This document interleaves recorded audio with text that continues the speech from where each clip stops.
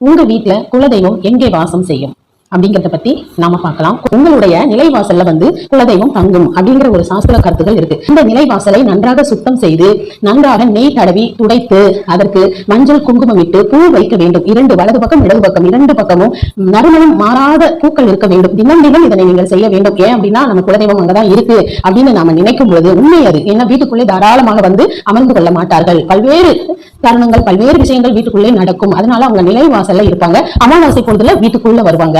இப்படி இருக்கும் பொழுது அந்த நிலைவாசலை நாம் மிக மிக சுத்தமாக வைத்துக் கொள்ள வேண்டும். அந்த நிலைவாசலில் குலதெய்வத்துக்கு தேவையில்லாத விஷயங்களை நாம் அங்க வைக்க கூடாது.